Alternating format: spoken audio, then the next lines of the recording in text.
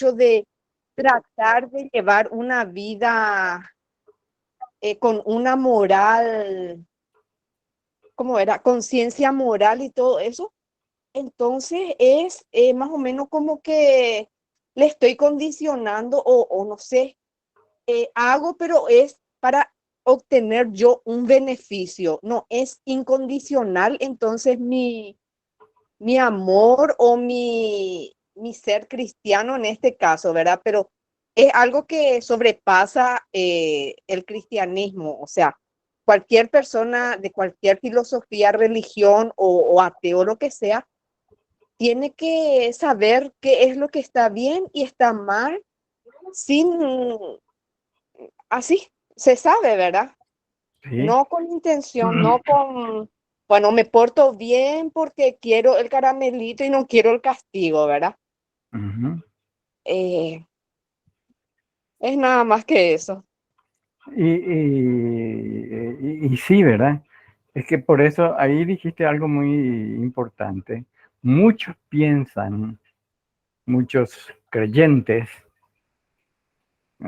cristianos, o de cualquier religión que sea, piensan que los ateos son unos malvados, criminales, badulaques y todo eso.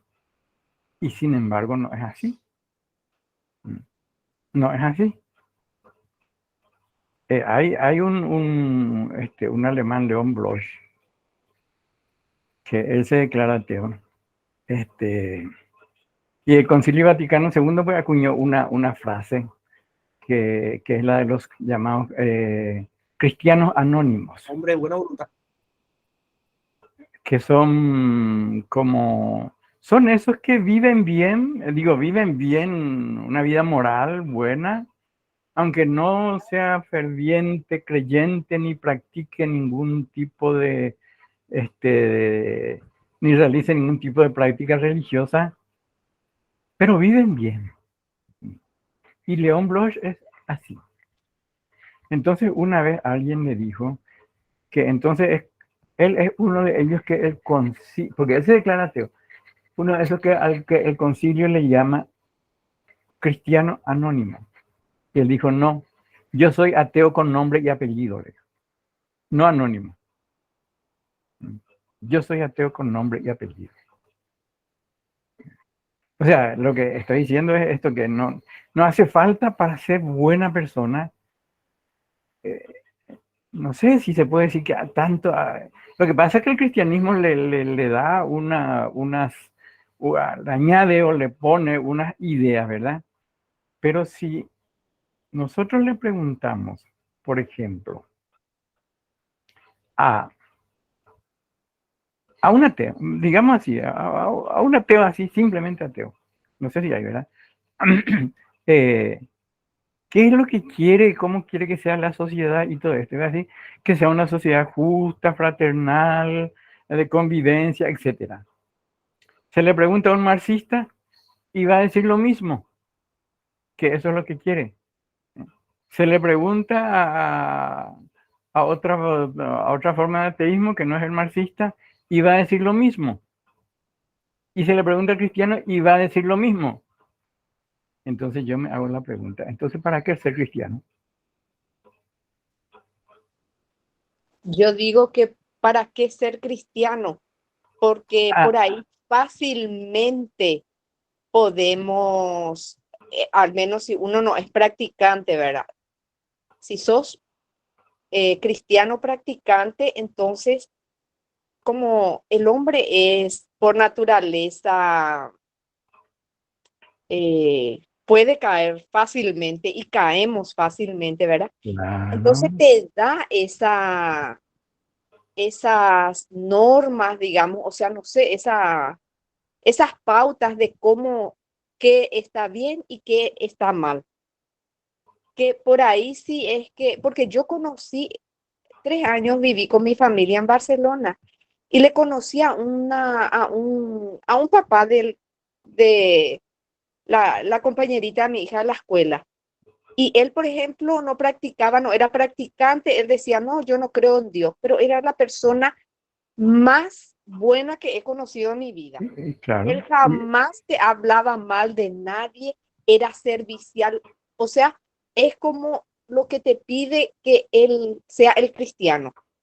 Y bueno, y sí. Era, O sea, y por eso digo es así. que uno puede ser una buena persona, incluso éticamente, moralmente, no según la moral cristiana católica que ya le tiene unos añadidos, ¿verdad?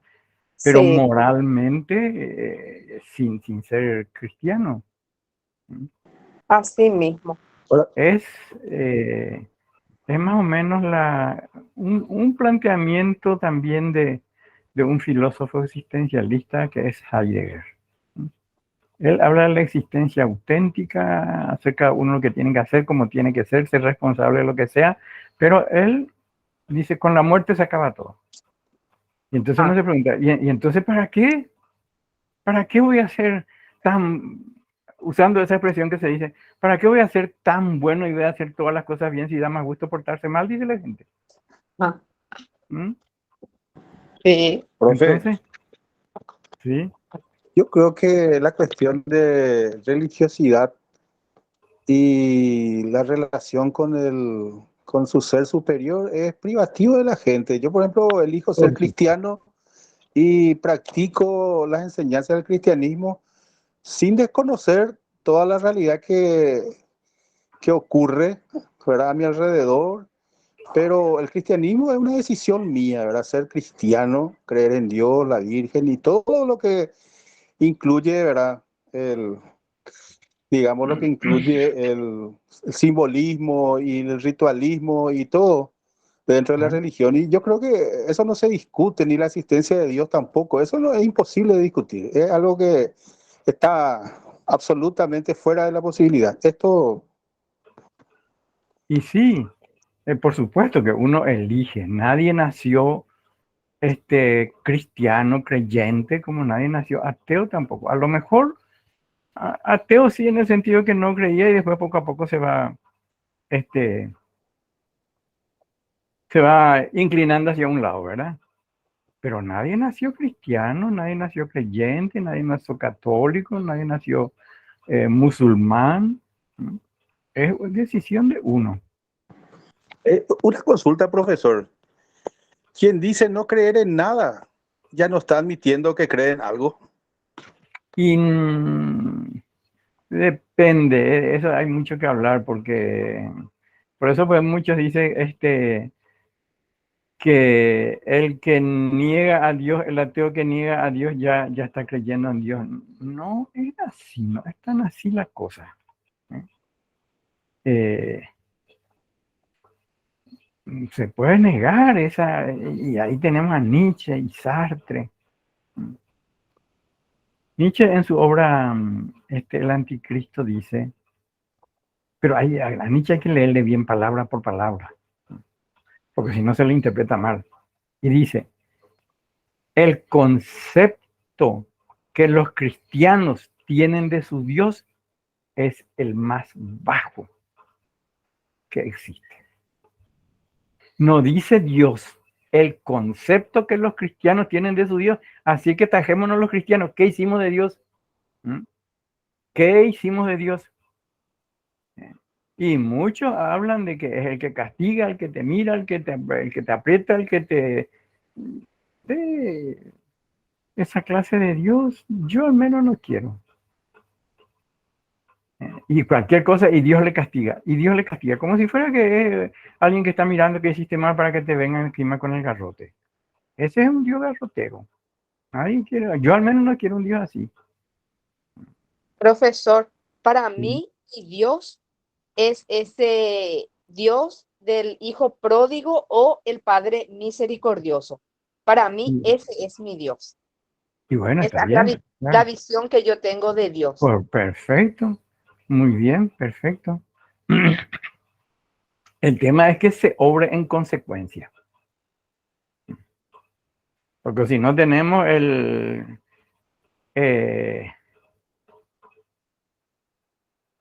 no hagan lo que yo hago, sino lo que yo digo. La incoherencia es lo peor que hay. Eso es lo peor que hay. Y bueno, pero se da.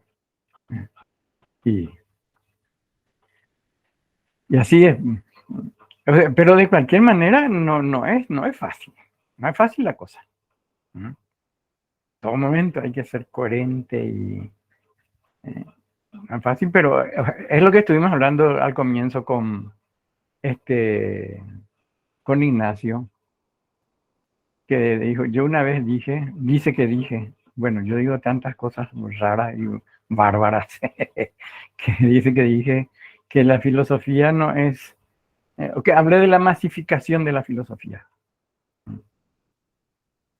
Y le estaba diciendo, es que no es para la masa, en el sentido de que la filosofía te hace pensar todas estas cosas y te cuestiona y te hace pensar. Pero te hace pensar quién soy yo, qué tengo que hacer, para qué estoy acá, pudiendo no haber estado. Si en el mundo estamos ahora 8.000 millones de habitantes y tuve 8.000 millones de posibilidades de no existir, pero sin embargo existo. ¿Y por qué? ¿Y por qué yo? Pero esa pregunta y la respuesta, no sé si hay respuesta a esa pregunta, pero esas preguntas pues no son rentables. Oye, rentabilidad.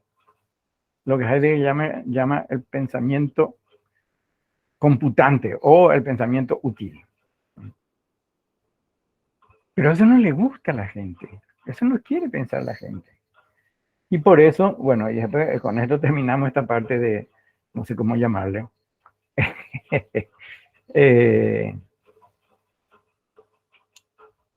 Yo siempre recuerdo, veo porque me fijo, cuando hay un feriado largo, como el que va a venir ahora a fines de febrero, que va a haber un lunes feriado también. La gente lo que dice es, ¿dónde vamos a ir? Mollata.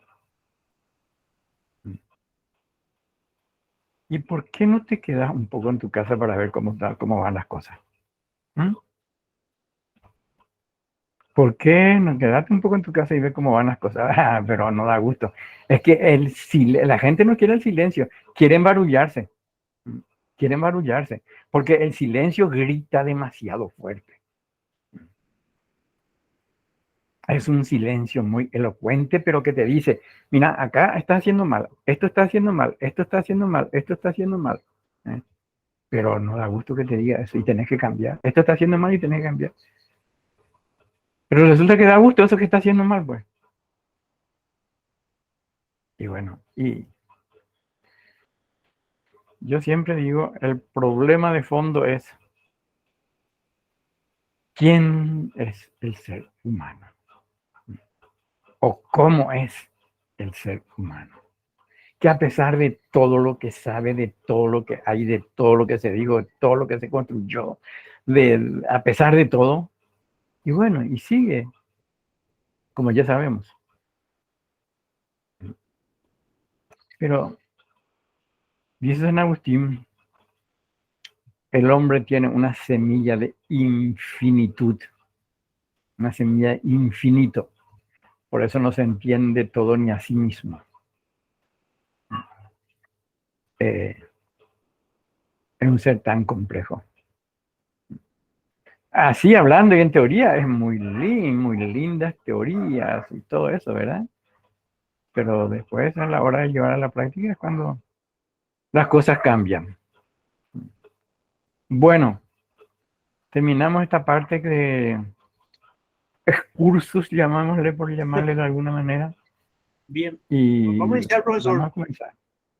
Voy a presentar para la grabación, para el registro, y vamos a iniciar. Muy buenas tardes para todos. Sean todos bienvenidos a este primera edición de Filo Verano, en su segundo momento, por decirlo así, en el que estamos estudiando, aprendiendo, profundizando cada vez más el pensamiento de Aristóteles bajo el tema de Aristóteles, ética y su relación con la política. Con la orientación y del profesor José Brum, nuestro gran maestro que ya le conocemos. Así que vamos a dar espacio a este segundo momento. Vamos a proceder como siempre hemos venido procediendo. Por favor, mantengamos en silencio el micrófono. Si tenemos alguna pregunta, habilitamos con la manito y se abre el debate. Les exhortamos e invitamos a la participación, que puedan preguntar de tal manera que todos podamos aprender. No sé, profesor, si ese 10 minutos dejamos otra vez o vos nos vas a indicar, profe. No, yo les voy a indicar cuando terminemos una parte, digamos así, un bloque, una cosa y podemos descansar, entonces hacemos. Perfecto. ¿Estamos? Dale. Perfecto. Adelante, profesor. Bueno, y vamos a comenzar continuando. Tenemos que recordar muy bien lo que habíamos dicho la vez pasada, cuando hablamos de la ética de Aristóteles. Así, recordando algunas cosas. La ética de Aristóteles se conoce como una ética de la eudaimonía, de la felicidad. Lo que el hombre busca es la felicidad. De tal manera que el fin último de todas las acciones es la felicidad. Es decir, una vida feliz. Bueno, ya habíamos visto algo de esto, de cualquier manera vamos a ir resaltando. Pero el fin último es la felicidad, el fin último. Porque en la vida existen otros fines que son, digamos así, intermedios o inmediatos.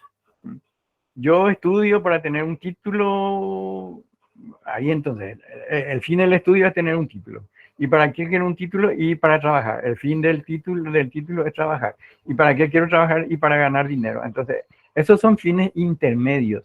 Pero el fin último hacia donde tiende el ser humano, a esto tenemos que agregarle algo, es la felicidad. Ahora, aquí hay una idea y un concepto fundamental en Aristóteles para esto, que es el de naturaleza. Como él dice, la naturaleza es el principio de acción o de actividad. Y la naturaleza le proporciona a cada grupo de seres todas aquellas actividades que puede realizar. En ese sentido es el principio de acción o de actividad, porque, repito, le proporciona a cada grupo de seres la acción, la actividad, el repertorio de actividades que puede realizar. De tal manera que aquellas actividades que su naturaleza no le posibilita, no va a realizar. Entonces, la naturaleza es el principio y el repertorio total de acciones, de actividades de cada grupo de seres.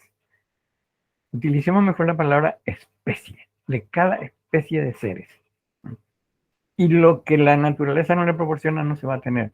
La otra vez dije, el hombre no puede tener hojas, el ser humano no puede tener hojas ni flores, porque su naturaleza no le posibilita. La planta sí, porque su naturaleza le posibilita. Entonces la naturaleza es el principio de acción, aquella que da, repito, todo ese repertorio, no solamente que orienta, sino que da todo ese repertorio de actividades que el ser humano puede realizar. Y el desarrollo, la realización, el desarrollo de esa naturaleza lleva en el caso del hombre, a la felicidad. Por eso es el fin último. Es decir, la ética, habíamos dicho, la ética de Aristóteles es una ética teleológica. ¿Qué quiere decir eso? Telos significa fin. Todo tiende hacia un fin.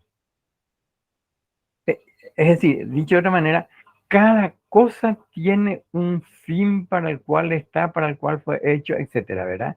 Y una cosa es buena, una cosa, digamos así, inanimada, es buena cuando cumple bien la función para la cual fue hecha. Y si no, es mala, digamos. Un colchón donde se duerme bien, un colchón cómodo, donde se duerme bien, etcétera, es un buen colchón. Un cuchillo que sirva para cortar y que para cumplir todas sus funciones, ese es un buen cuchillo. Pero un colchón que parece una piedra no cumple su función. Entonces diríamos es un mal colchón, pero no malo en sentido, en este caso no malo en sentido moral, ¿verdad? Sino que no cumple su función. Y bueno, y así también el hombre tiene una naturaleza que le hace tender hacia, según Aristóteles, hacia ese fin último que es la felicidad a través de algunas acciones. No sé si Leonida levantó la mano o no. Sí, levanté. Sí. Pero esa se refiere a las cosas materiales o puede ser a las acciones de una persona, del individuo, porque puede ser que mi acción, por ejemplo, me lleve a mí a la felicidad, pero a los demás no, ¿verdad? A, qué sé yo. Puede Pero, ser, por ejemplo, al personal en el trabajo o en una relación o en la relación con la pareja, con los hijos, con los amigos, qué sé yo, en el que yo obtengo mi felicidad, pero en detrimento a la infelicidad de la otra persona. no, entonces está mal. Está Entonces, mal. claro, entonces ya está mal. Es decir, No, no se tiene que refiere ser, a eso, ¿verdad? claro, tiene que ser acciones y actividades que, digamos así, hablando rápidamente, que no le haga daño a otro, que no le venga mal a nadie, sino que al contrario, también posibilite su desarrollo, su realización, su humanización. Porque si yo hago algo que impide la humanización, la realización del otro, entonces no estoy haciendo bien, aunque yo digo que ahí consigo mi felicidad. Así es el tema. Es que todo está en relación, no es una... Bueno, ahora vamos a hablar de la política, justamente la polis, que tiene que alcanzar la felicidad tiene que tratar de lograr la felicidad de todos los ciudadanos. Bueno, y entonces estábamos hablando en ese sentido de naturaleza y la otra palabra también que es la physis, que es la física, que significa desarrollo. Por eso es que naturaleza y desarrollo van juntas. Es decir, la naturaleza representa el tipo de actividad que puede realizar. Si realiza bien esas actividades, si se da un buen desarrollo, la física significa desarrollo, ¿verdad?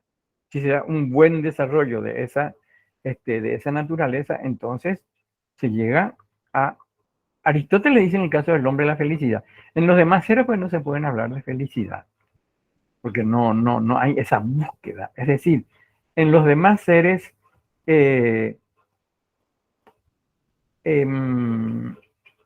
la tendencia hacia su fin está ya íncita en su propio ser. Está ya en su propio ser. Sin embargo, en el caso del hombre no. Es decir, dicho de la manera, no se puede hablar de una planta buena o mala moralmente. Digamos así, vegetalmente sí, pero moralmente no. Pero esa planta busca su desarrollo. Esa planta busca su perfeccionamiento, es decir, cumplir todo lo que tiene que cumplir. Bueno, y en eso consiste el logro de su desarrollo para una planta o para un animal de la clase que sea. Pero el ser humano no está totalmente determinado como las plantas y las piedras y los seres puramente materiales. Todo esto ya estuvimos diciendo la vez pasada. No está totalmente determinado. ¿Por qué? Porque tiene libertad. Entonces, esas actividades que surgen de esa dimensión inmaterial del hombre, Aristóteles habla también de alma y cuerpo. No alma en un sentido con una carga religiosa, pero habla también de alma y cuerpo.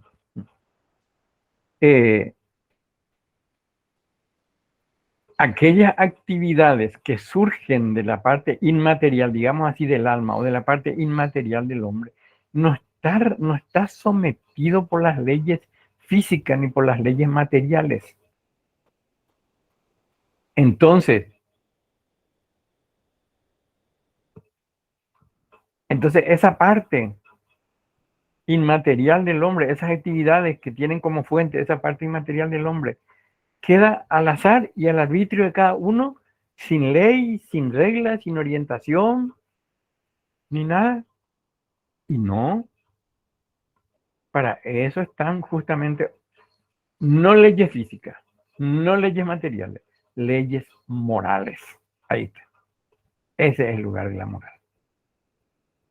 Leyes morales, pero las leyes morales no someten, no son determinísticas. Las leyes morales son orientadoras. Orientan, le dice cómo debe hacer, cómo debe actuar, etcétera. Entonces le va orientando. No somete, porque si no,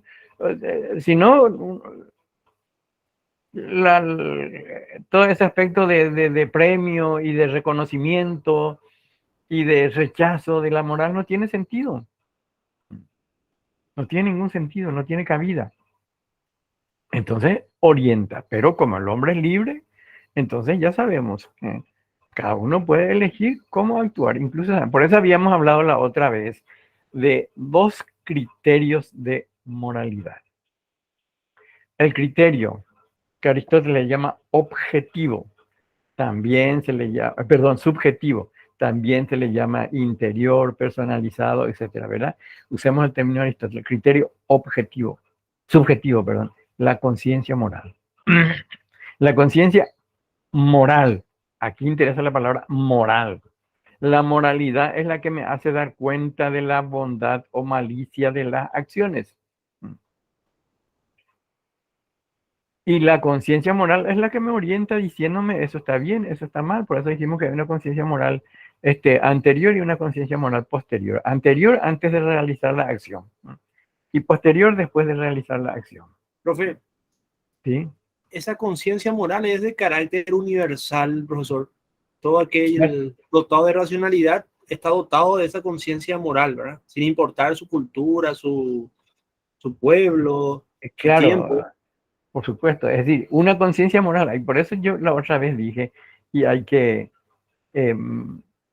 suelo relacionar siempre esto, la conciencia moral es aquello a lo que Kant llama la razón práctica. Es la razón, pero que orienta al hombre no en su actividad especulativa científica, sino en su actividad práctica, de relacionarse, convivir, saber cómo vivir, etc.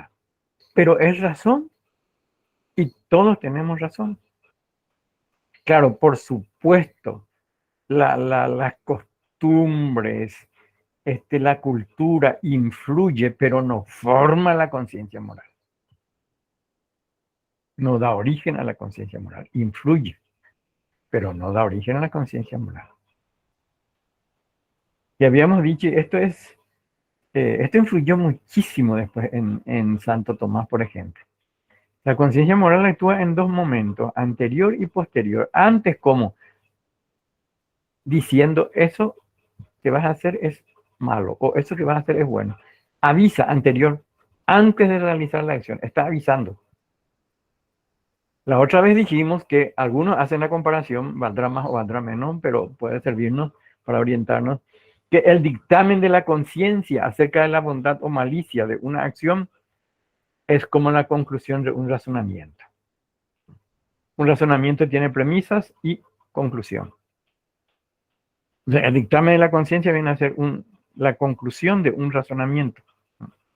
Donde dicen, los que ponen este ejemplo, dice, en razonamiento consta premisa y conclusión. Si tomamos un silogismo, que es un razonamiento que tiene normalmente solamente dos premisas, donde en una de las premisas hay una ley general, universal. La otra premisa es la que yo estoy queriendo hacer. La conclusión es el dictamen de la conciencia. Matar es malo. Digamos así, ley general. Una premisa. Otra premisa. Lo que yo, o digamos, el homicidio es malo. Lo que yo quiero o estoy por hacer es un homicidio. Conclusión, lo que estoy por hacer es malo. Me avisa antes de realizar y ya sé, pero puedo hacer o puedo no hacer. Y dice que la conciencia actúa también en un siguiente momento, en un momento posterior, después de la realización de la acción. ¿Cómo? Poniéndole al ser humano en una situación de tranquilidad, de bienestar, de satisfacción, o en una situación de disgusto, de disconformidad, no sé si decir de miedo, porque se hizo algo malo. Hasta cierto momento. Aquí Santo Tomás va un poco más allá y dice, la conciencia moral se puede formar o cultivar. Cultivar en el sentido de obedecerle, seguirle. Se puede silenciar y se puede manipular. Se puede silenciar en el sentido, pero él dice, estamos ya en el caso de una moral cristiana, se puede silenciar en el sentido de que no sigo esos dictámenes de la conciencia, o digamos de otra manera más sencilla, no le hago caso una vez, no le hago caso otra vez, no le hago caso otra vez, no le hago caso otra vez, entonces esa voz de la conciencia se va haciendo cada vez más débil, hasta que llegan que ya se apaga, digamos. Pero yo apagué, dice Santo Tomás, yo soy responsable. No es que se apagó sola, yo soy responsable. O si no se puede manipular, vaya que sí se puede manipular. Y eso sabemos muy bien. Bueno, pero habíamos dicho, al final vamos a ir gran parte con la ética otra vez, pero es que sin esto no hay, es difícil la política. Habíamos dicho también que la conciencia no legisla. ¿Qué quiere decir esto? La conciencia no es la que establece las leyes de qué es bueno y qué es malo. No legisla. La conciencia es transmisora. La conciencia avisa, así como dijimos. Avisa. Y dice, eso está bien, eso está mal. Pero no es ella la que dice, esto está bien porque a mí me da la gana o porque yo digo, no. Entonces, para eso, además de ese criterio subjetivo, que es la conciencia moral, habla del criterio objetivo, que es la naturaleza humana, que es una naturaleza racional.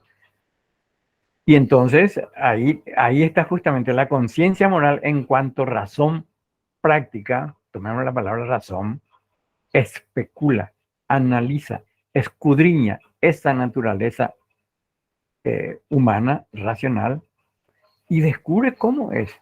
Como habíamos dicho, incompleta, inacabada, que tiene que perfeccionarse, que tiene que desarrollarse, que tiene que humanizarse. Descubre eso. Y entonces ahí va a decir, lo que posibilita el desarrollo, el perfeccionamiento y la humanización de esa naturaleza es bueno. Lo que impide ese desarrollo, esa humanización, entonces eso es malo. Pero ahí está fijándose en algo que está, digamos así, la conciencia está acá, pero la naturaleza humana está por encima. Y esta conciencia mira, especula, escudriña, analiza esa naturaleza humana. Y en nombre de esa naturaleza, avisa. Y acá habíamos dicho la vez pasada que no cualquier acción que el hombre realiza posibilita el perfeccionamiento, la realización, el desarrollo correcto de esa naturaleza humana. No cualquier acción. Entonces hay unas acciones que sí y otras acciones que no. Pero en este caso está hablando de leyes morales naturales, que son exigencias de la misma naturaleza para su desarrollo, para su perfeccionamiento. Exigencias de la misma naturaleza. En ese sentido, habla de leyes morales naturales. Pero resulta que las leyes naturales son muy amplias, muy generales. Por eso hace falta otro tipo de ley que tenga que especificar, que tenga que ubicar en el tiempo, en el espacio, en la sociedad, etc. Hace falta que eso se especifique y se haga aplicable a la situación. Ahí ya tenemos todo el tema del derecho también después. Tenemos abogados que nos pueden hablar mejor que yo de estas cosas. Repito, las leyes, Aristóteles mismo dice, las leyes morales, las leyes naturales son muy generales, muy amplias. Pero eso se tiene que hacer aplicable a la realidad y para eso hay que especificar. Pero dice algo muy interesante. Para nuestra realidad, algo genial. Y creo que para toda realidad. Las leyes éticas, es decir, las leyes positivas, digamos así. Las leyes positivas, que son las puestas, viene de la palabra latina positum, que significa puesto, establecido, en este caso por el hombre, por el que tiene, el hombre que tiene, o los hombres que tienen la facultad de establecer leyes, de legislar. Las leyes positivas tienen que tener como fundamento las leyes naturales. Tienen que estar fundamentadas en las leyes naturales, que es lo que dije hace rato. Tienen que especificar esas leyes naturales. Porque si no, estamos a merced de cualquier tilingo de turno. Que porque el legislador viene a hacer cualquier cosa. No. Aquí Santo Tomás va más allá, ya dentro del cristianismo está diciendo. Y dice, si alguien encuentra o sabe o conoce una ley positiva contraria a una ley natural, dice Santo Tomás, en conciencia no está obligado a cumplir. Que le castiguen o le metan en la cárcel, lo que sea después, ese es harina otro costal, como se dice. Profe, ¿Sí? quisiera nomás ejemplificar algo que yo creo que puede evidenciar esta cuestión del divorcio que se vivenció en el siglo XX, que en cierta manera se está vivenciando entre las leyes positivas y las leyes naturales. El juicio de Nuremberg, cuando con las leyes positivas los nazis sacaban una ley, los judíos no son humanos. Pusieron una ley, entonces empezaron a aplicar, ¿verdad? Los judíos no son humanos, si no son humanos son cosas y se puede disponer sobre ellos. En el juicio de Nuremberg, cuando se le enjuiciaba, digamos, a los oficiales nazis que eran encargados de cumplir esta legislación, ellos apelaban a que cumplían la ley. Sí. Pero nosotros estábamos cumpliendo la ley. Sí. Entonces, para enjuiciarle, apelaron a la ley natural o a la ley moral, si quiere. Dijo, mira, era un ser humano y ustedes, para ver nomás, profesor, ese divorcio, ¿verdad? Cuando no está fundamentado en la ley natural, digamos, la ley positiva. Y sí. Hay incluso una película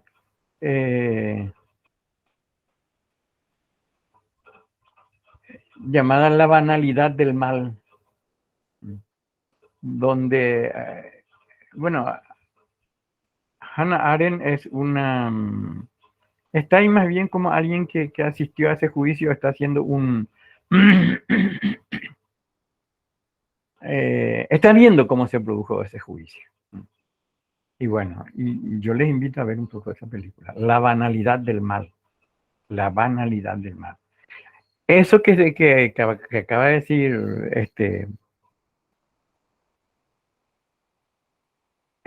indica que hay leyes injustas. No todas las leyes son justas. Y justamente ahí está, hay leyes injustas.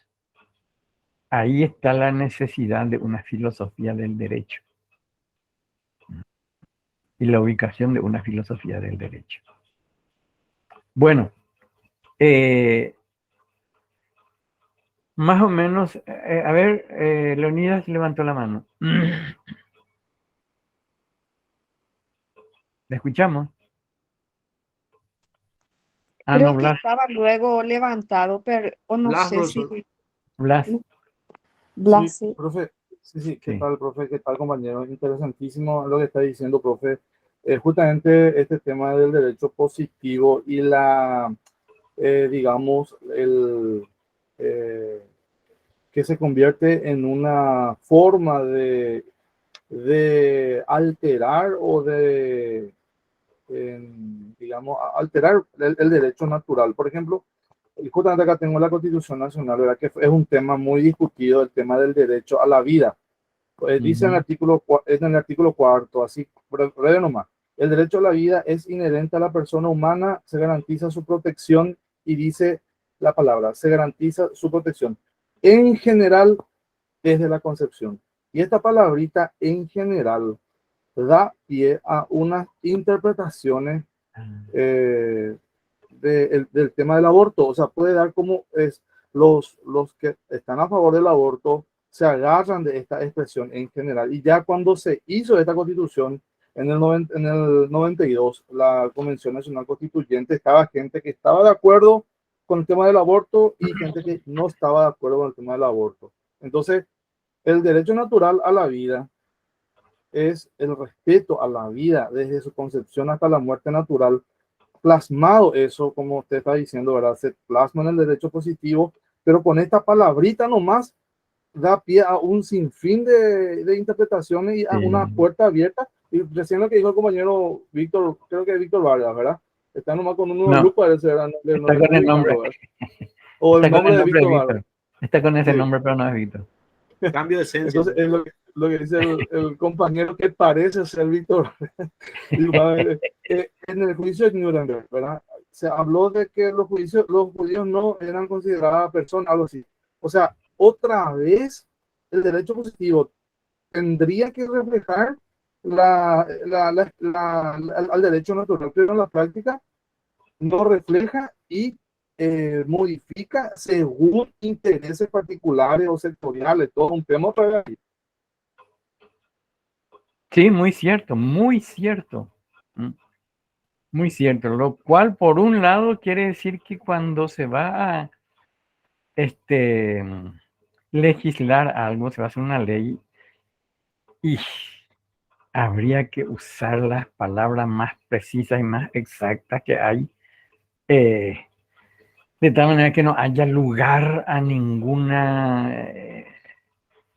no sé, una interpretación amañada, interesada. No sé si es posible. Acá tiene que venir la filosofía del lenguaje. No sé si es posible, pero ahí Blas como abogado sabe muy bien que se le cambia la coma a un lugar, a un dictamen o lo que sea y cambió todo.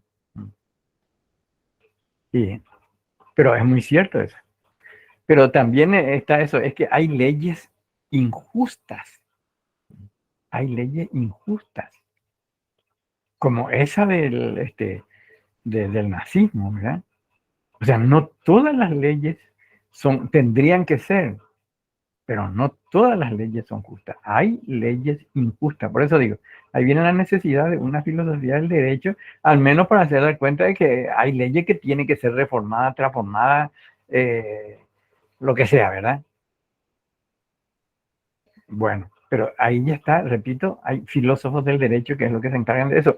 Los otros, perdóname, Blas, los otros simplemente se dedican a ver cómo tengo que aplicar esto en este caso, cómo tengo que aplicar esta ley en este caso, cómo tengo que aplicar esta ley en este caso.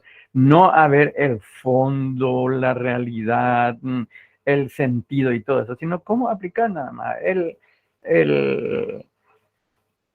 el constitucionalista y según la constitución, el laboralista según el trabajo, etcétera, ¿verdad?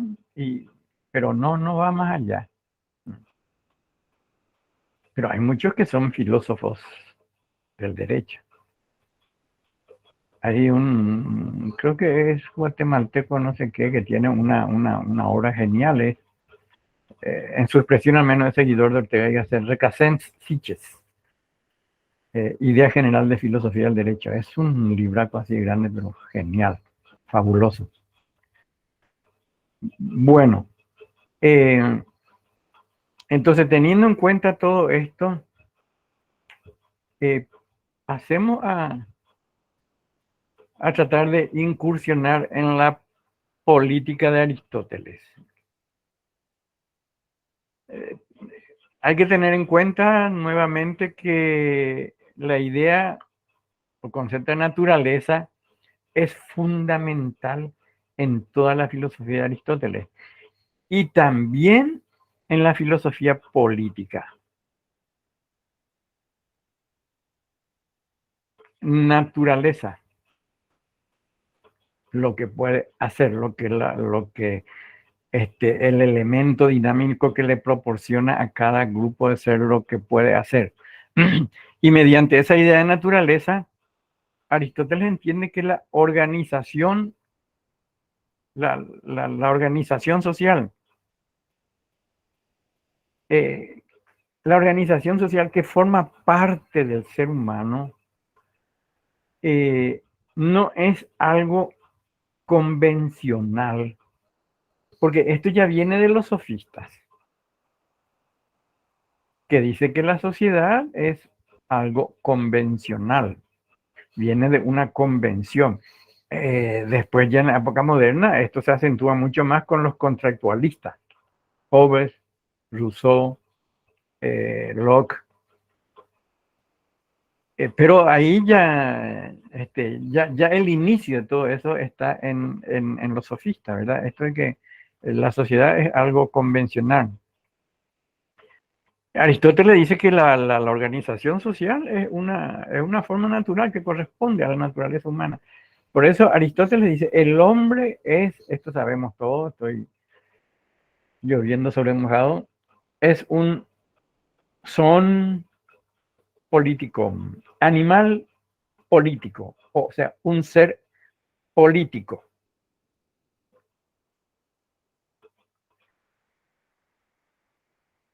Polis en griego significa sociedad o ciudad o estado, no un partido.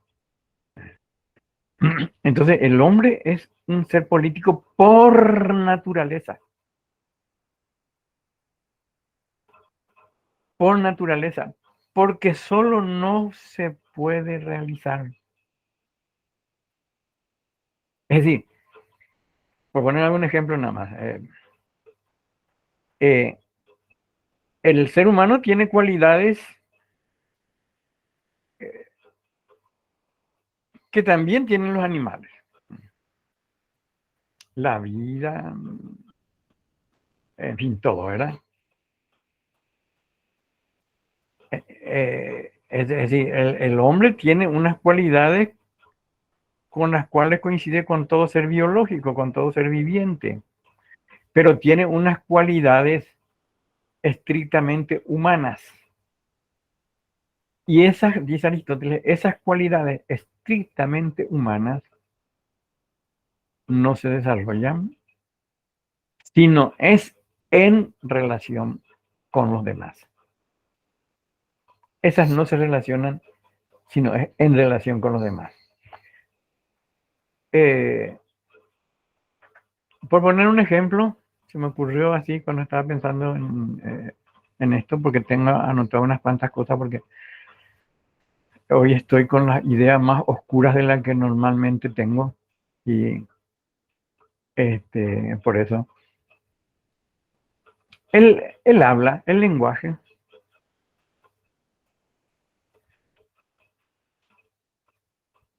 El hombre aislado no va a hablar. Solo no va a hablar. Porque ¿cómo se aprende a hablar? O dicho de otra manera, un insulto a la inteligencia de ustedes.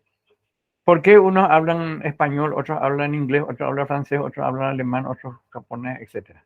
¿Por qué? Y porque oyen. El que oyó desde chico hablar español, iba a hablar español. Y el que oyó desde chico hablar francés, va a hablar francés. Es decir, esa cualidad humana no se desarrolla si no es en relación con los demás. Únicamente en relación con los demás. Es decir, para fundamentar un poco eso, que el hombre es social por naturaleza, porque las cualidades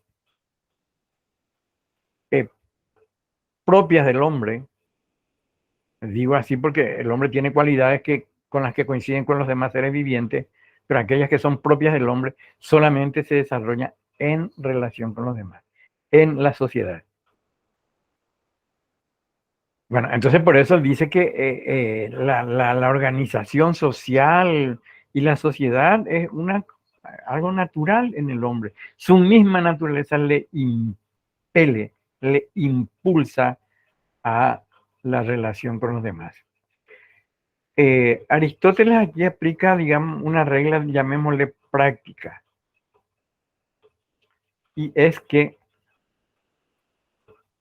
lo más simple, lo más sencillo, surge al principio o está desde el principio, pero se hace complejo y se va desarrollando y llega a su punto superior hacia el final o después. Es decir, en el hombre hay unas cualidades implícitas, unas características implícitas desde el comienzo, desde el inicio, que a medida que se va desarrollando, se va manifestando. Y en el punto superior de ese desarrollo se hace explícito, se hace visible. Lo que inicialmente estaba oculto. Queremos utilizar palabra aristotélica, potencia y acto. Potencia y acto. El niño o niña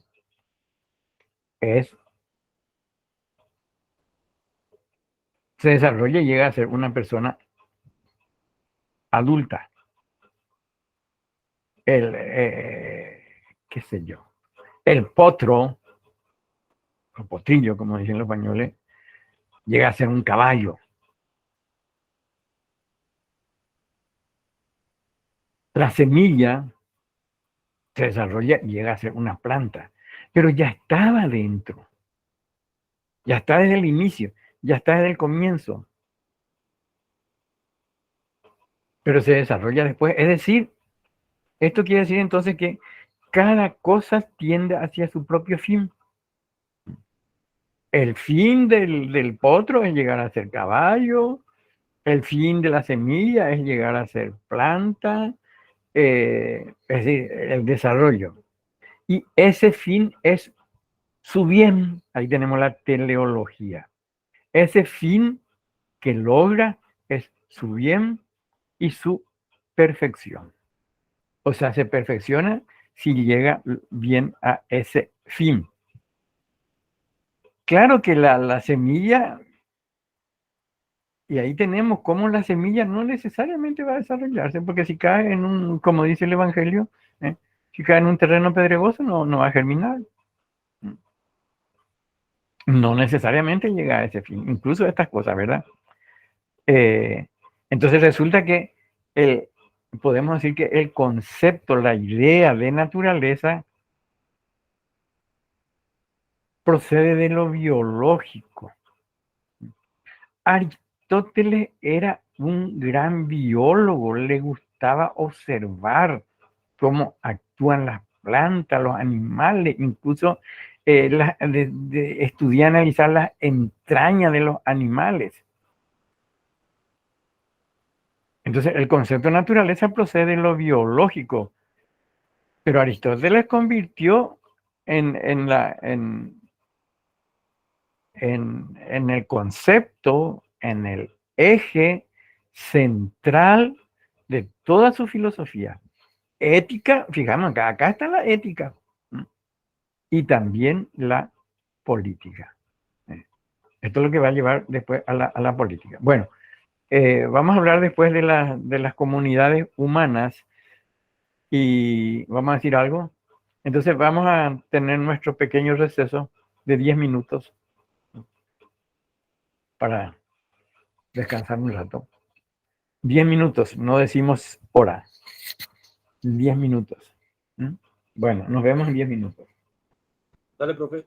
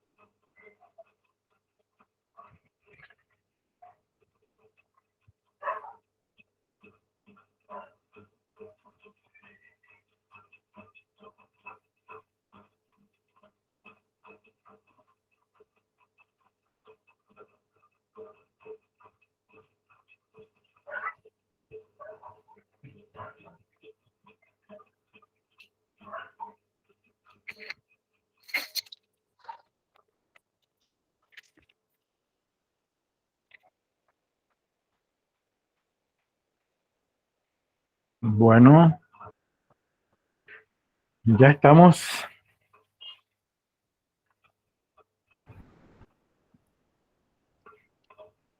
Estamos, profesor.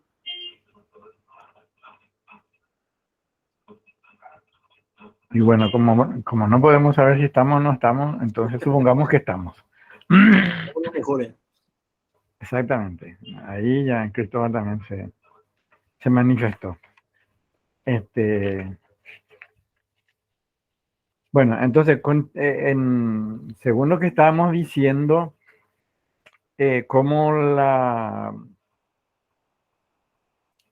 como diría alguien, esa comunitariedad es algo que está ya en la misma naturaleza humana. Entonces, por eso el hombre es social por naturaleza. Entonces, habla de comunidades humanas justamente a partir del concepto de naturaleza. Habíamos dicho hace rato que según Aristóteles, lo más sencillo se da al principio. Bueno, y así también, la comunidad humana más sencilla se da al comienzo. ¿Dónde? En la familia.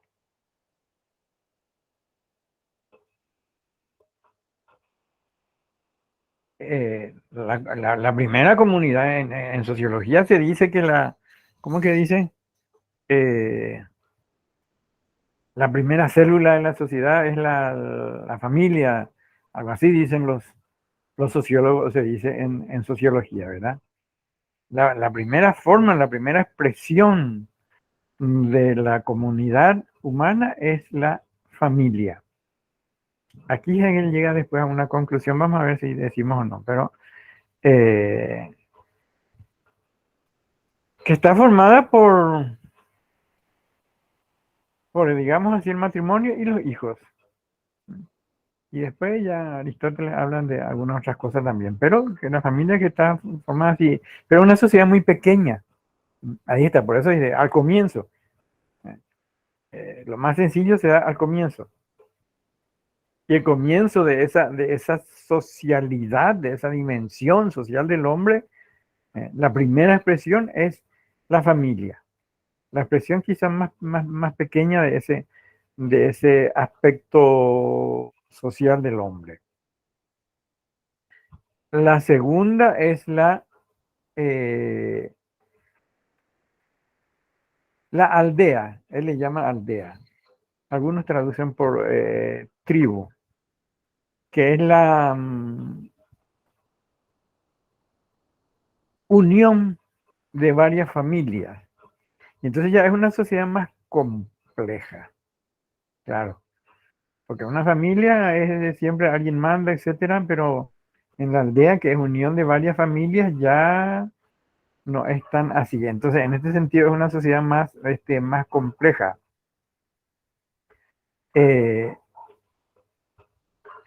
O sea, que la aldea es la comunidad de varias familias. Y la tercera es la polis, el Estado, que es una comunidad de aldeas. Que, vamos a decir aquí algo, después seguramente va a salir, que no surge solamente para vivir. Para eso está la familia. Se puede satisfacer las necesidades primarias, etcétera. No solamente para vivir, sino para vivir bien. Bien humanamente. Bien humanamente. Éticamente. Aquí está la ética metida adentro. Para vivir bien éticamente. Entonces, tenemos que la polis, así como dijimos, lo más sencillo está al comienzo y bueno, surge el Estado, digamos así, tiene un primer paso más sencillo que es la familia, luego la aldea y luego el Estado. Entonces el Estado es algo natural en el hombre según Aristóteles. Pero es el punto máximo del desarrollo de los seres humanos. Ahí es cuando se desarrolla, no necesariamente, pero ahí es cuando puede desarrollarse plenamente los seres humanos. Digo no necesariamente porque no es que tiene que desarrollarse todo necesariamente. Puede no, así como dijimos hace rato, una semilla puede no germinar.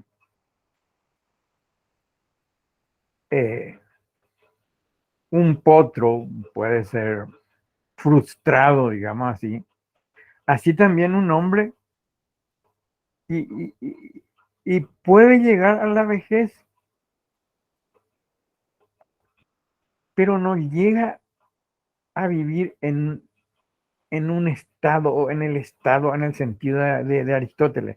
No estará viviendo una vida plenamente humana. Es decir, no desarrolló todas sus capacidades. No desarrolló todas sus capacidades. Fuera del Estado no se puede, solamente dentro del Estado. Si el hombre, si el ser humano estuviera solo en la familia, no se puede saber cuánto puede dar de sí. Porque es muy pequeña, la familia es muy pequeña y el ser humano necesita mucho más que lo que puede darle solamente la familia, que le va a dar algo para vivir. Pero así, si el hombre solo está en la familia, no se podría saber cuánto puede dar, cuánto puede aportar. Es decir, no demostrará, no dará lo mejor de sí. No, hay una expresión que se usa, no desarrollará la mejor versión de sí mismo, porque le falta una serie de elementos.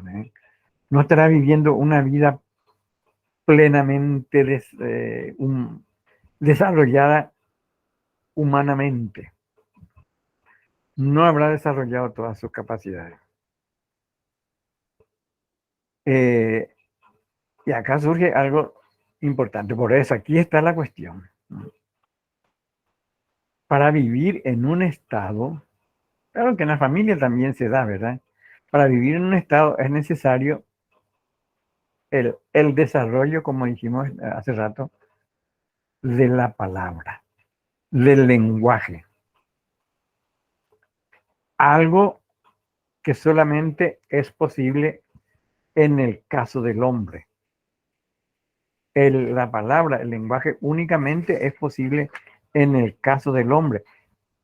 Sabemos y muchos estarán pensando y estarán a lo mejor a punto de decir que hay animales, ¿cómo que se dicen? Gregarios.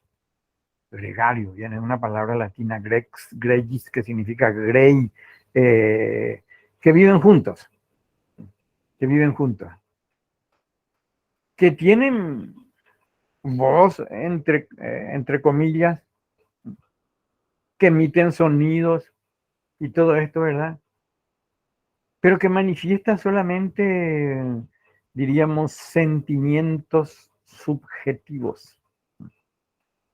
De alegría, de tristeza, de dolor, de malestar, de padecimiento, etc.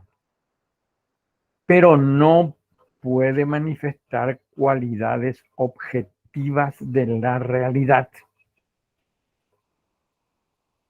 Repito, no puede manifestar cualidades objetivas de la realidad. Es decir, lo que las cosas son. No puede entender lo que las cosas son. Y no pueden manifestar, no pueden decir lo que las cosas son. Esto en otras palabras, ¿qué quiere decir? No puede hacer ciencia. La ciencia lo que dice es, hablando así rápidamente, lo que las cosas son. Es una teoría sobre las cosas. Sin embargo, la palabra, el discurso, la razón, son la palabra que claro, requiere la razón, son esas capacidades naturales, o es una capacidad natural que se da en el hombre para la razón, para conocer la naturaleza, las cualidades de las cosas, y el discurso, la palabra, el habla para expresar, para decir eso que conoce de las cosas y de las cualidades de las cosas. Es decir, podríamos decir que según Aristóteles la función de la palabra es expresar, decir, manifestar las cualidades de las cosas. Es decir, conocer y predicar no en el sentido de lo que hacen los religiosos, sino predicar significa decir, manifestar. Y aquí tenemos una relación, aunque el próximo día vamos a ver más mejor, la relación con la ética. En la palabra se manifiesta también al hombre el sentido del bien y del mal, de lo justo, es decir, mediante la razón puede entender, puede descubrir y hablar del bien, del mal, decir, de lo justo, de lo injusto, que son características de una comunidad humana, es decir, del Estado. Ahí tiene que haber. Y el hombre tiene que saber qué es bueno y qué es malo. Bueno, entonces ahí es como aparece el Estado, donde aparece la polis, donde se dan, ahí en la polis, en el Estado, entonces se realizan la ciencia, la moral, el derecho. Es decir, ahí se vive una vida plenamente civilizada. Polis significa ciudad, sociedad. Civitas en latín. Ahí viene lo de civilizado. El derecho, la ciencia, las artes, la moral,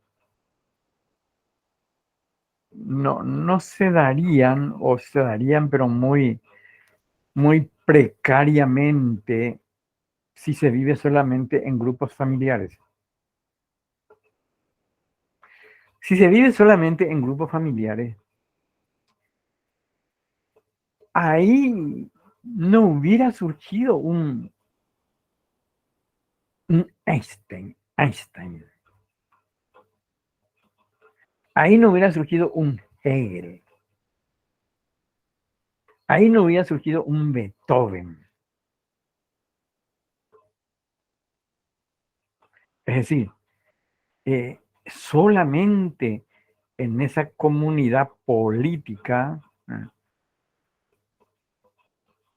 es donde el hombre llega a su pleno desarrollo,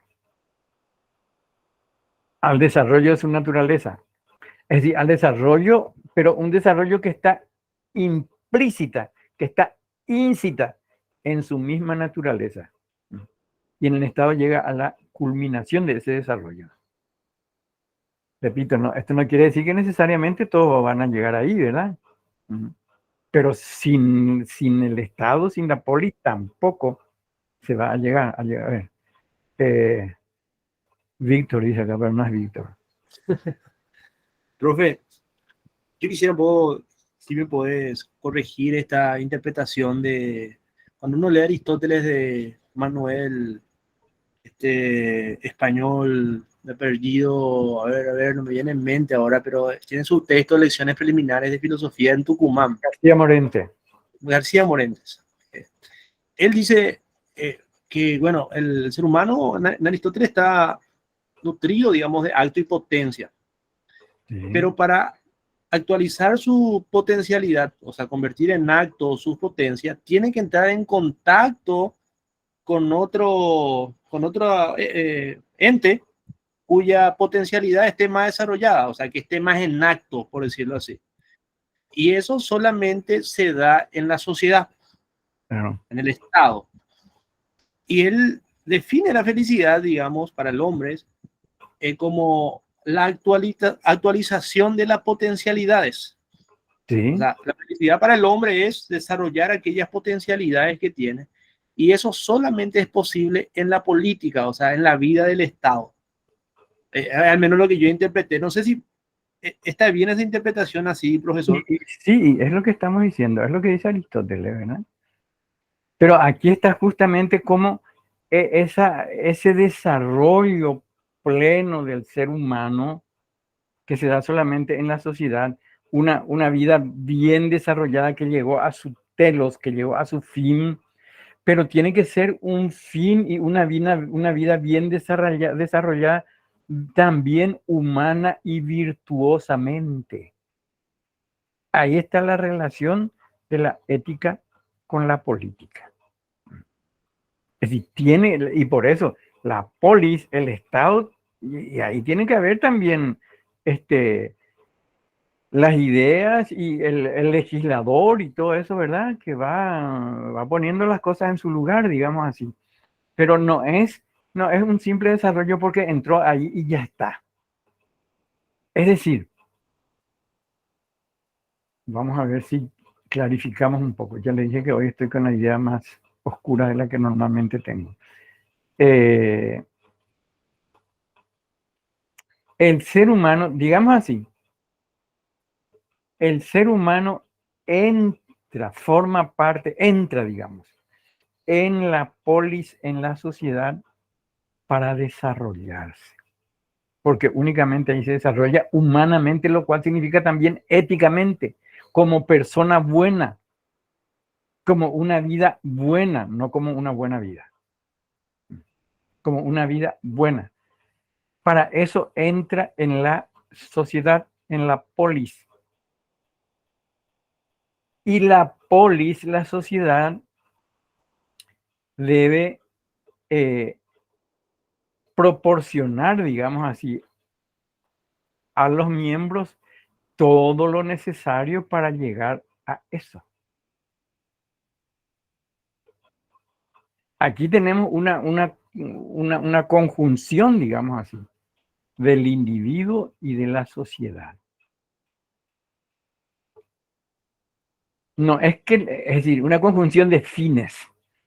El hombre, la persona, entra en la sociedad buscando su desarrollo en todo el sentido pleno de la palabra. Ahí está la ética. No solamente su desarrollo en el sentido de crecer bien, ser forzudo, etcétera, no. como persona. Entonces, ahí, para eso, para desarrollarse en ese sentido, entra en la polis, en el Estado. Y la el fin de la polis es justamente posibilitar que los miembros, los hombres que entran ahí, logren eso que buscan. Dicho de otra manera, el bien común. El bien común.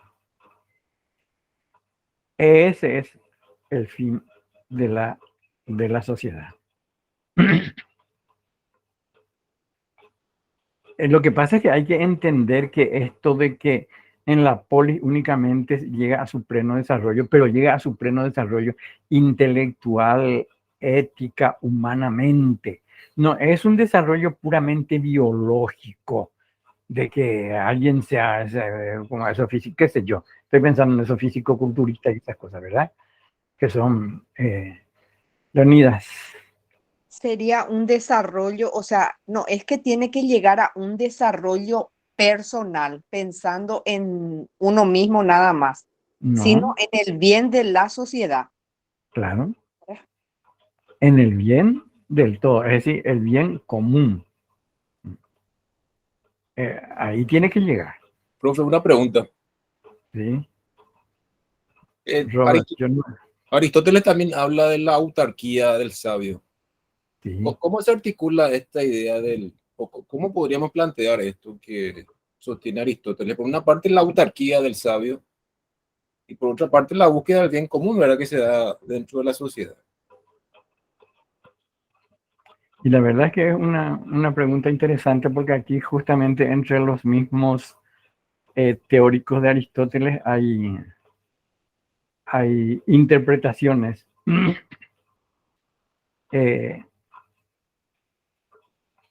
El sabio es, o sea, la autarquía significa autogobierno. Eso significa, así como monarquía es gobierno de uno. Y auto significa mismo. Entonces, la autarquía es un autogobierno. El tema es que, por eso está bien la pregunta, tiene que ser un autogobierno dentro de esas leyes, reglas que rigen la polis establecidas por un buen gobernador o legislador. Pero, ojo, Aristóteles no es idealista como Platón. Sabemos eso, ¿verdad? El que tiene que gobernar no es solamente el que sabe. Sí, el que va a gobernar tiene que ser el que sabe. El sabio. No se le puede poner a cualquiera que pasa por allá a gobernar, ¿verdad?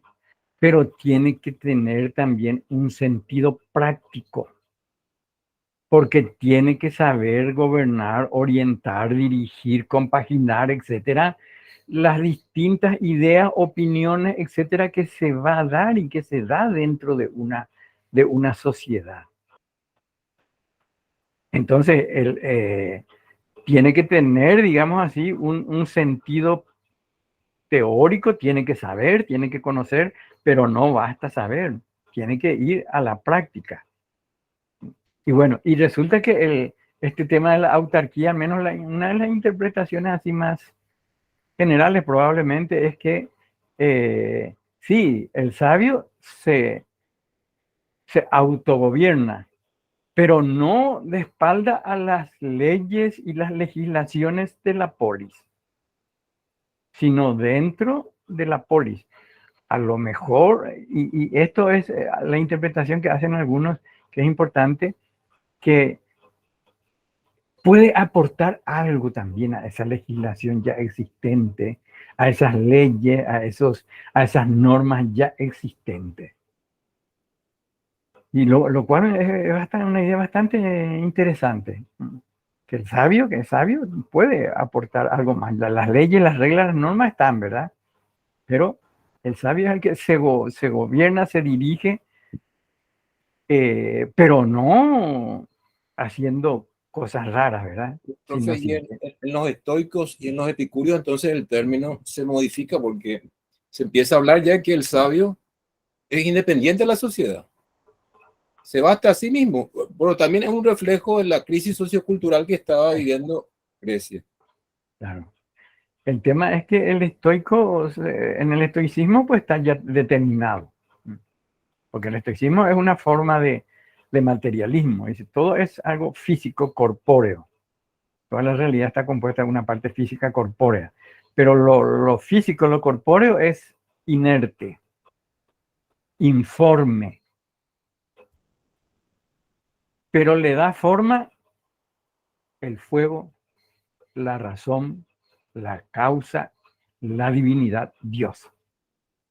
Entonces, ese fuego, esa razón que dirige todo, estalla ahí. Está en todo. Entonces, por eso, sin embargo, los estoicos dicen, hay que seguir, hay que someterse o seguir la naturaleza, porque ya está. Ya está, la naturaleza ya está dirigida en forma determinística por el fuego, la razón. Le dan distintos nombres, fuego, razón, divinidad, que está ya en toda la naturaleza. Por eso hay un determinismo que lleva, que dirige toda la naturaleza. Entonces hay que seguir esas leyes de la naturaleza porque de ahí viene el tema de que los estoicos propugnan la apatía. A significa no, sin, así como ateo. Y apatía viene de pasos, que significa pasión, esfuerzo, emprendimiento, tesón. Pero ¿para qué si ya está todo muy determinado? Entonces hay que dejar que surjan y fluyan los acontecimientos y fluir según ellos. Fluir y moverse según ellos. Pero de cualquier manera, eso de la autarquía del sabio es una idea muy interesante. Y repito, hay algunas teorías o explicaciones entre los teóricos mismos de Aristóteles, pero a menos yo me inclino más, y probablemente el más generalizado, esto de que sí, el sabio se autogobierna, pero no según su gusto y parecer y contra la comunidad o contra la ética o contra la moral, sino que más bien siguiendo todo eso. Es como si estuviera en él, iba siguiendo eso, ¿verdad? Es la idea. No sé si Leónidas levantó la mano. Leonidas tiene que ser. Querer de nuevo, perdón. Ah, bueno, perfecto. Bueno, entonces ahí tenemos el tema así muy rápidamente de la política aristotélica y cómo surge por un desarrollo del propio ser humano. Es decir, el ser humano llega a su desarrollo solamente en el Estado. Hegel tiene algo parecido, pero después yo no sé si decir, bueno, no voy a decir nada. Hegel también habla de que el hombre es social por naturaleza, en su ética. Dice. Y dice también, la primera, tiene una cualidad que es la socialidad. La primera expresión y manifestación de esa socialidad es la familia también, como dice Aristóteles. Pero la familia es una sociedad muy pequeña, como también dice Aristóteles. Aquí Hegel en ese sentido es aristotélico, digamos así. Esa socialidad, esa característica no se desarrolla plenamente, no se planifica, digamos así. Entonces forma la sociedad, él le llama sociedad civil, que sería lo de las aldeas y eso de Aristóteles. No vamos a entrar a discutir, pero sería algo parecido, ¿verdad? La sociedad civil. Y él dice, la familia está formada por, así como dice Aristóteles, y los miembros de la familia se unen por un lazo indeleble de parentesco. Y eso no se puede, indeleble, no se puede borrar. Mi hermano es mi hermano y mal que me pese, no, va a seguir siendo mi hermano. Sin embargo, la sociedad civil los miembros de la sociedad civil están unidos por lazos jurídicos. Ahí son ciudadanos, no son parientes. Son ciudadanos. Tampoco se planifica totalmente esa socialidad. Eso se planifica totalmente en el Estado. Pero sabemos que para Hegel el Estado es sagrado, porque es la manifestación histórica, temporal y social de la voluntad del absoluto o del absoluto. Pero dice Hegel que el hombre cuando entra en el Estado, sí, ahí sí, esa socialidad se realiza plenamente, se planifica, pero se pierde como individuo. Se pierde como individuo. Desaparece como individuo. Los intereses, las voluntades particulares, etcétera, tienen que estar subordinadas al Estado. El individuo desaparece como individuo. Es como se suele decir la gota en el océano. Profe, eso Se pierde. con ¿sí? la idea de voluntad general de Rousseau también podríamos decir lo mismo. Perfecto, exactamente. Desaparece. Bueno, perdió su individualidad. Desaparece, se olvida de sí mismo porque, por eso muchos dicen, esta teoría de Hegel es una tentación, como teoría, es una tentación totalitarista, que se convierte, que si se realiza es un régimen social totalitarista, porque todo es el que interesa. Es como si el individuo no tuviera relevancia fuera del todo, sino únicamente entrando en el todo. Entonces el todo es el que planifica, digamos así, al individuo. Contra esto reaccionó uno de los motivos de la aparición del existencialismo. Contra esta pérdida de la individualidad, de la mismidad. En la teoría de Hegel reacciona el existencialismo, que el existencialismo es toda una antropología. Y se propone, así muy rápidamente diciendo, porque no es nuestro tema, la propuesta, la idea, la intención de ello es, como dicen algunos en su interpretación, rescatar al individuo de ese estar diluido en ese océano donde nadie es nadie. Rescatar al individuo, sacarle de ahí y ponerle frente a sí mismo y decir, acá esta es tu situación. Esta es tu situación. Y bueno, y ahí ya tenemos la teoría de Heidegger, la teoría de Sartre, la teoría de Camus, la de Marcel también, etc. Pero le pone a uno como frente a sí mismo.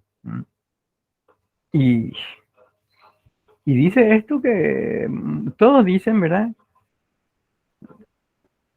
Que el hombre tiene que ir desarrollándose, realizándose, haciéndose. Y se esfuerza, y procura, y se cansa, pero nunca va a llegar a realizarse totalmente. Se va a morir. Se va a morir sin llegar a eso.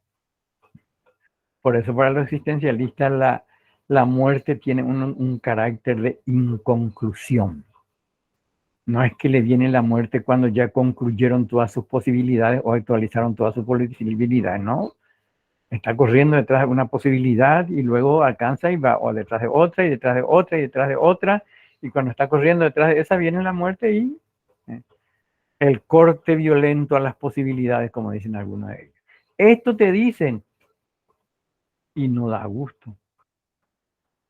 Hablando mal y pronto no da gusto.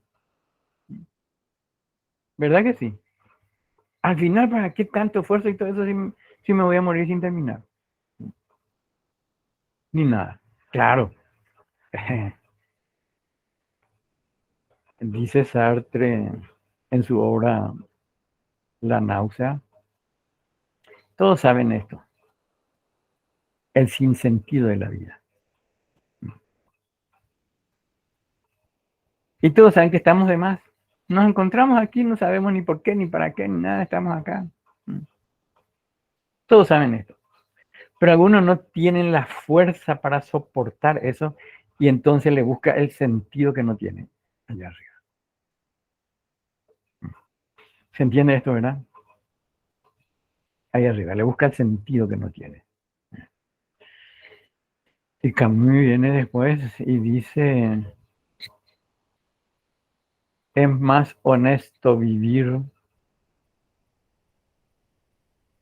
A ver, la palabra honesto y valiente no estoy ubicando bien para...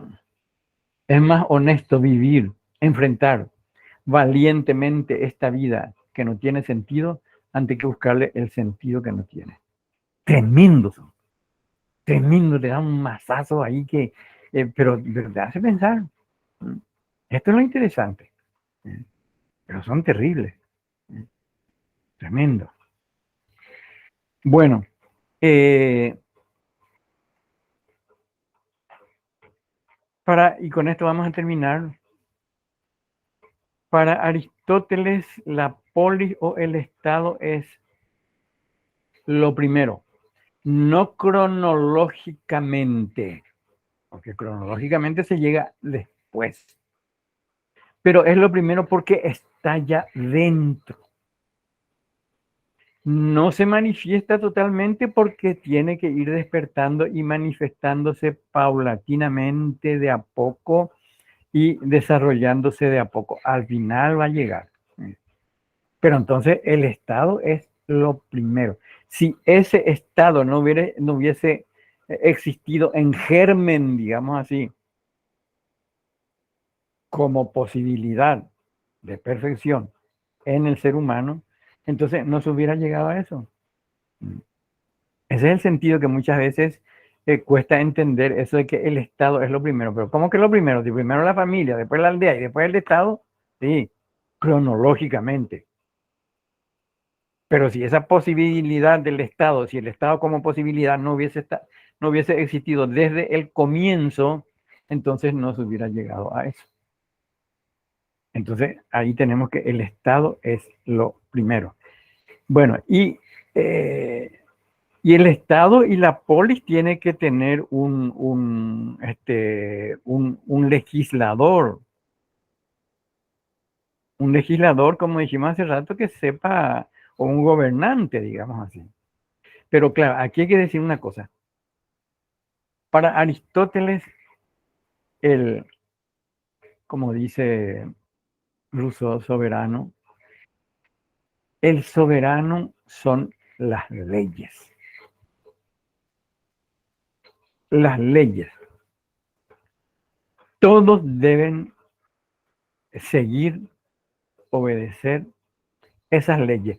Leyes que van en búsqueda del bien común. Por eso, y con esto sí vamos a terminar, por eso sabemos que habla de 3 formas de gobierno. La monarquía, formas buenas. La monarquía, monos, uno, gobierno de uno.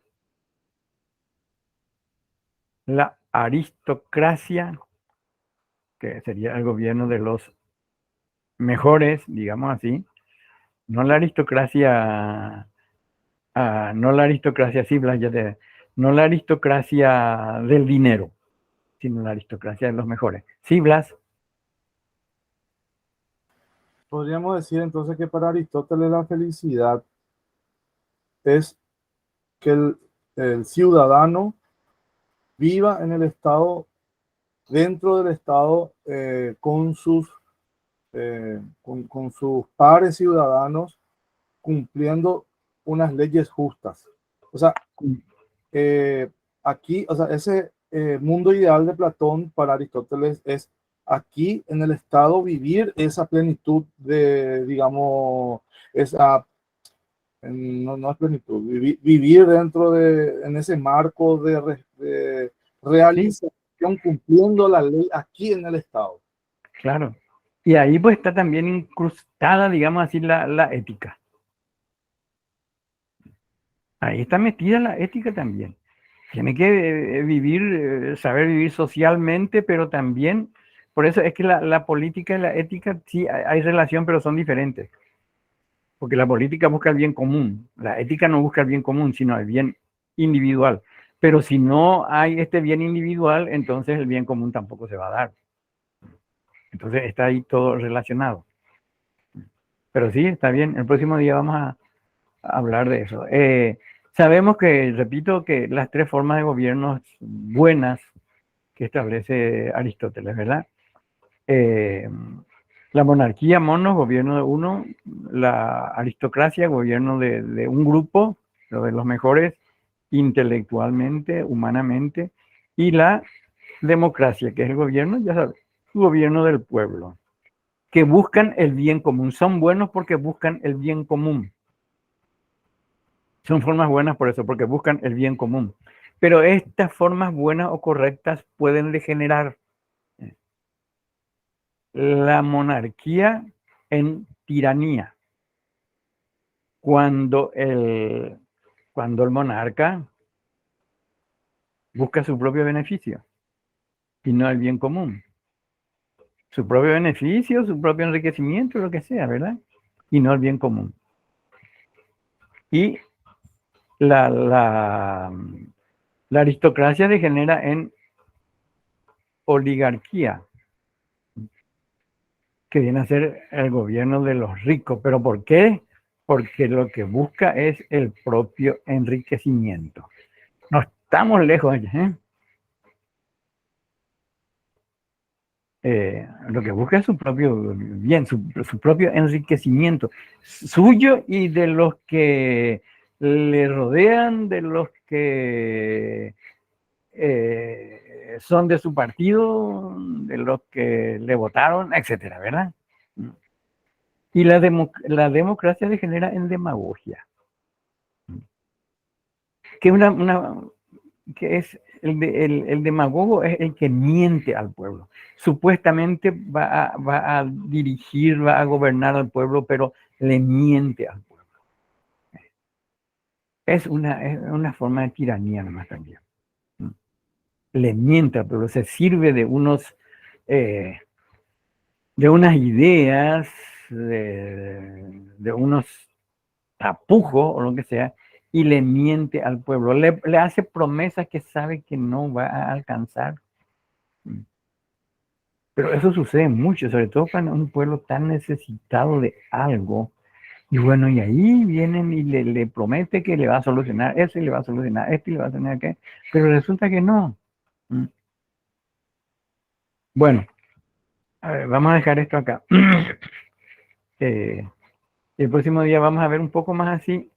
A ver, aquí dijo Blas, entonces en Paraguay no vamos no vamos a ser felices. Y no sé. No al estilo aristotélico. No al estilo aristotélico. No, la verdad es que no sé cuándo. Yo lo que sé es que yo no voy a ver. Y no creo que los que estamos aquí, por muy jóvenes que sean, tampoco tampoco van a ver. Y no sé. Tendría que llover agua bendita y al día siguiente amanecemos todos buenitos y santificados para que suceda eso.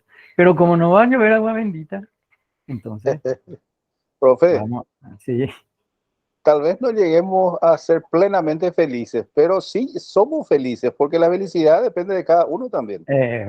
A sí, pesar de todas las circunstancias, debemos afanosamente buscar la felicidad. claro. Y en ese camino disfrutar cada momento.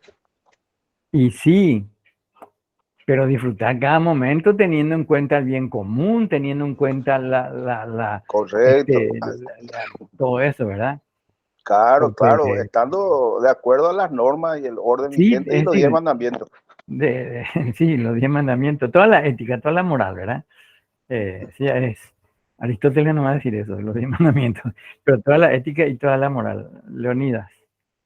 Sí, cortito nomás. O sea, lo que quiere decir es que, bueno, no podemos ser felices porque no se da esa situación del bien común. Entonces, hay muchas injusticias y todo eso. Entonces, tampoco hay una felicidad plena, ¿verdad? Claro. Y bueno, y ahí podemos, ya que salió esto, lo que dicen los existencialistas. Se puede lograr, es decir, bueno, ellos hablan de la persona así, individual. Se puede lograr una sociedad así, así. Se puede llegar a eso.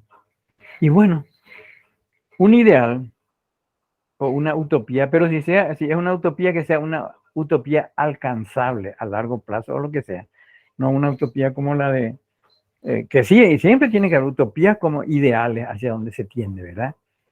Pero que sea realizable, alcanzable. El ideal nunca se va a alcanzar, el ideal nunca se va a alcanzar, porque a medida que el ideal está acá, a medida que uno tiende hacia este ideal, se va yendo. El momento el momento que se alcance, entonces ya no es ideal, sino que es real. El ideal se está yendo. Lo cual pues, está bien, porque entonces uno busca más y ser mejor y mejor persona, como dijimos hace rato, la mejor versión de sí mismo, etcétera, ¿verdad? Que está muy bien. Pero por eso, como dice Herbert Marcuse, utopías realizables. Utopías realizables. Bueno, dejamos acá y vamos a terminar el último día. O sea, vamos a concluir no sé cómo llamarle, nuestro filo